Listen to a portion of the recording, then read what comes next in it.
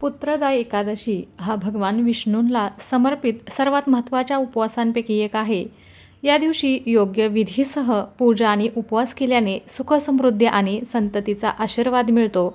श्रावणामधील पुत्रदा एकादशी कधी आहे, याचा मुहूर्त काय असणार आहे, त्याचबरोबर पूजा पद्धत काय असणार आहे, या दिवसाचं महत्त्व काय असणार आहे, या सर्व गोष्टींची माहिती आजच्या व्हिडिओमध्ये आपण जाणून घेणार आहोत.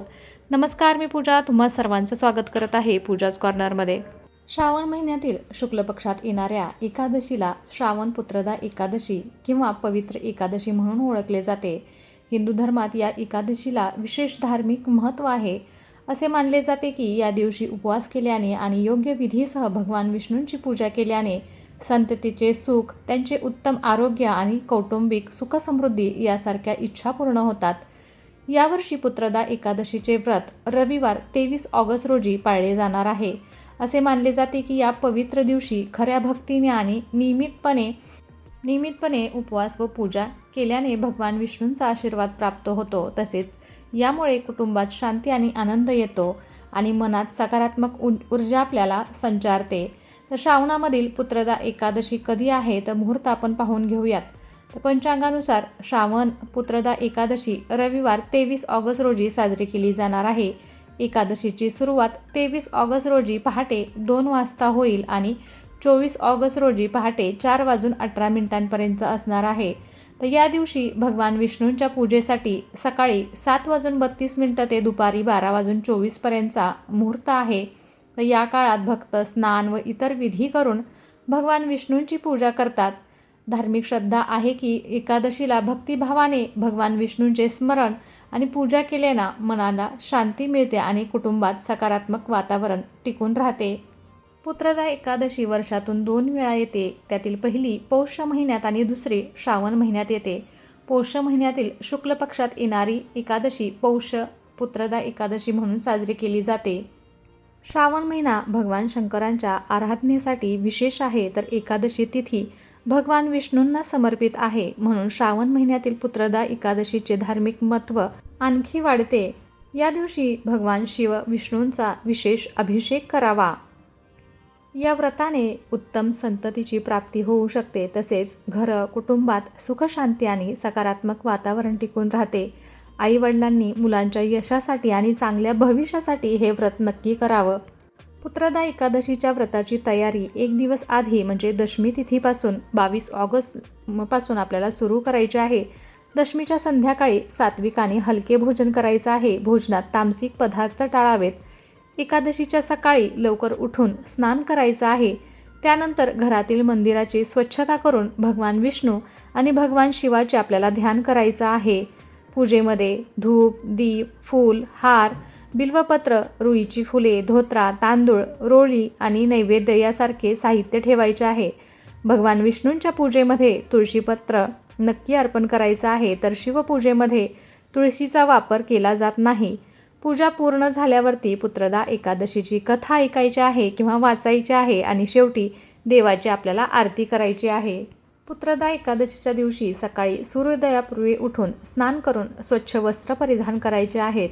या दिवशी गंगेत स्नान करण्याचा नियम आहे. पण जर तुम्हाला हे जमत नसेल तर तुम्ही आंघोळीच्या पाण्यात गंगाजल मिसळून आपल्याला आंघोळ करायची आहे. स्नानानंतर भगवान श्री विष्णूंची विधिवत पूजा करायची आहे.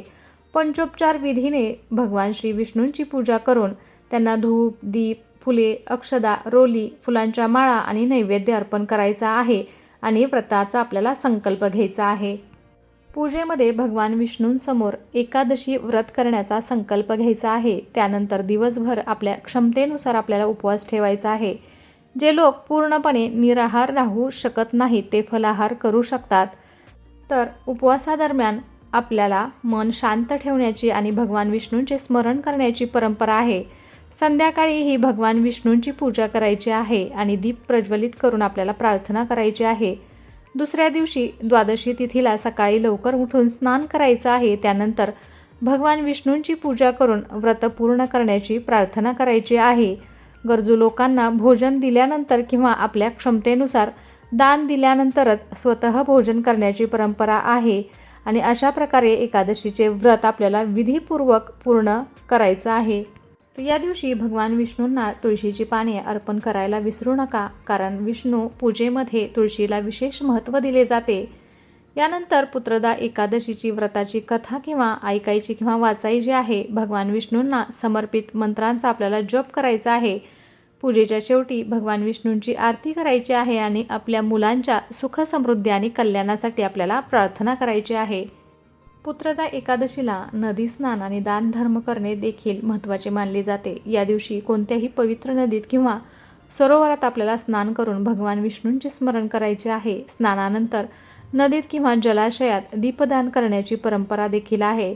जर काही कारणास्तव नदीत किंवा सरोवरात स्नान करणे शक्य नसेल तर घरी स्नान करताना पाण्यात थोडे गंगाजल मिसळायचे आहे आणि त्यानंतर आपल्याला भगवान विष्णूंची पूजा आणि दीपदान करायचं आहे.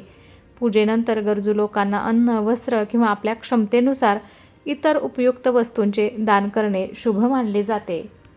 श्रावण पुत्रदा एकादशी संतती आणि कौटुंबिक समृद्धीसाठी विशेष फलदायी मानले जाते. पुराण काळात महिष्मतीपुरी नावाचा एक शांतिप्रिय, धर्मप्रिय असा एक राजा होता.